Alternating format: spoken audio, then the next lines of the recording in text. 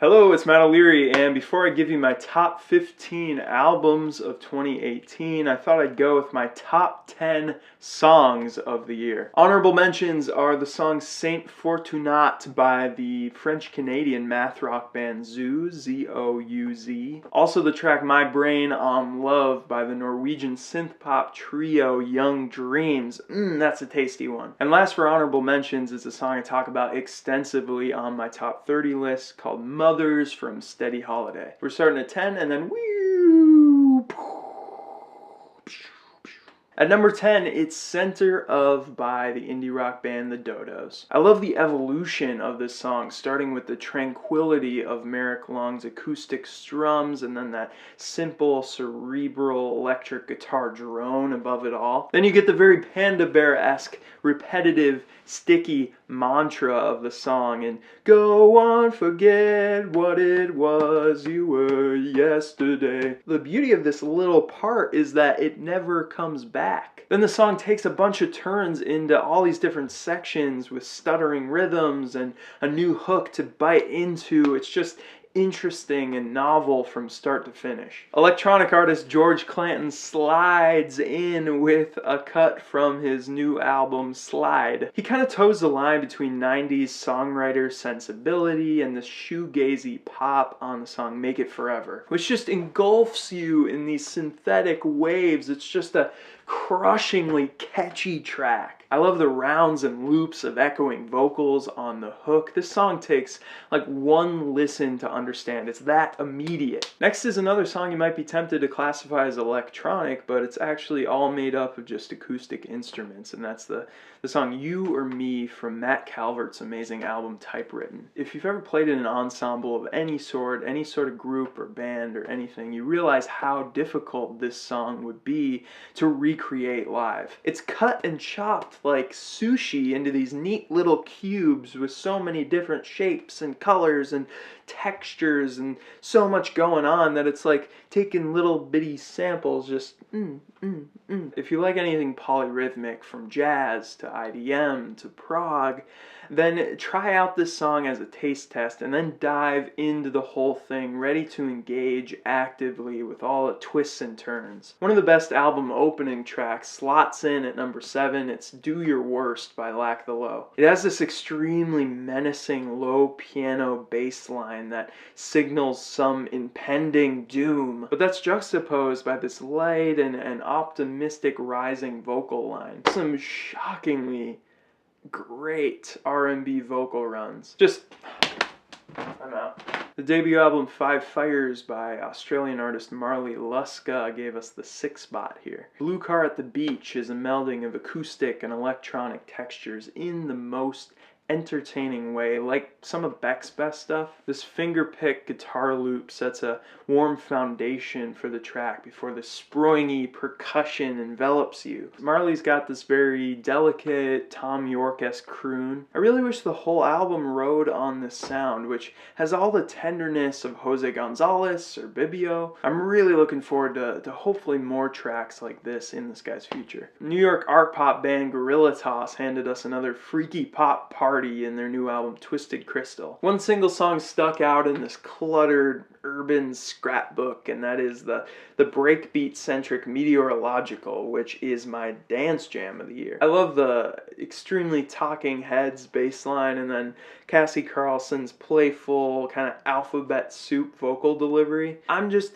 on another planet when the faint guitar squeals and that spacey synth crescendo come in. I think you'll really get into this if you like the eccentricity and the mishmash of sounds from a band like Deerhoof, but you don't have to have this extensive historical knowledge base of music to really understand this. It's very, very accessible. The ending is amazing too, that everything just cuts out and leaves this mechanical gurgle, and then that voice is just like 1, 2, 3, 4. I want to be natural. Then the beat fades back in as this final cry of desperation. Yes.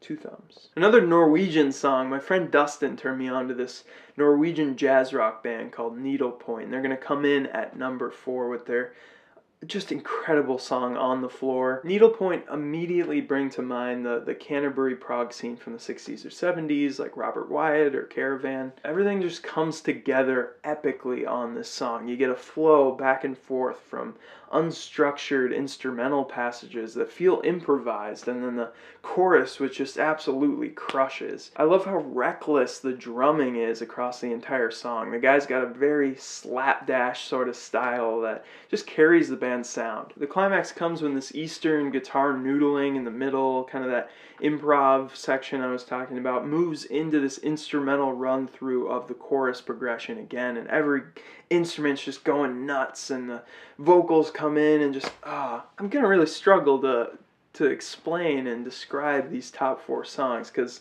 I feel like when you try to describe just what Euphoria feels like, it kind of ruins it. But just know that this song and the remaining 3 are just that, pure euphoria. At number 3 of my top songs of 2018 is a contestant for my favorite band of all time. It's Coheed and Cambria with Black Sunday. With a return to their conceptual space odyssey, this band brought back legions of their old fan base. And while this album as a whole was a little bit generic and pretty underwhelming for me, I feel like this song hit highs of some of their best stuff, like from In Keeping Secrets or Good Apollo 1, with just a tried and true formula that they really made all their own. Their best stuff gives us a couple verses and choruses, and then a bridge section which just goes a completely new direction and outdoes everything else in the song. And this track's no different. The song builds tension with this sinister vocal from Claudio and these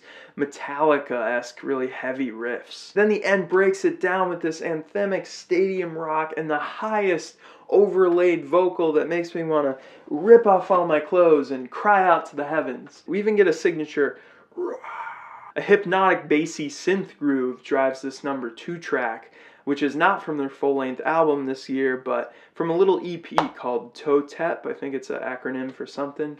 It's The One True Path by Kero Bonito. Kero Bonito are, of course, the British electropop band that moved away from the bubblegum sort of J-pop sounds of their first album for this EP. And this song totally captures that new direction in one package, which I'd say is simultaneously grungy and dreamy. The little synth part that just flutters on top of that crunchy groove just adds to the menace of that intro. Then the song drops into that chord that's just, it feels like home as the incredibly catchy vocal melody comes in. Sarah Bonito has this J-poppy, very sterile, very feminine voice that doesn't have a whole lot of dynamic change up to it, but her melodies are so beautiful that it doesn't matter. And they throw so many little sound effects in there. There would be like this obnoxious, really grating squeal that builds up to an almost intolerable level. Then the song will break into a chorus and relieve all that tension wonderfully. Lyrically, we get this wandering in the wilderness sort of theme with these very juicy descriptors of the landscape. And in under 3 minutes, the song touches on such a core, such an imperative theological truth, which is that, even if you lose yourself along the journey somewhere, if you keep moving forward, optimistically forward, then you're going to find the path again. And it closes out by dispelling the idea of relativism with a lyric, I believe in the one true path. And then the outro gives us this reference of religious tradition with a resolving organ cadence. It's so brilliant, just amazing song. When I was putting together this list, I feel like number 1 was cemented from the moment I heard it. It's one that exemplifies everything I love about pop music in 4 minutes. The melody is bliss, the progression is mouth-watering, the huge stylistic shifts between sections. It's the Lemon Twigs with Small Victories. Watch my review of this album for more, but basically every second is ear candy. If I listened to it 10 times in a row, I'd still be giddy with excitement on that 11th time. They just nailed it with this one. That's it, top songs for 2018. I've got my top 15 albums on the way.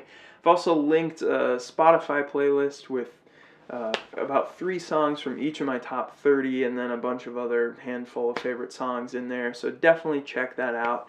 And as always, thank you so much for watching.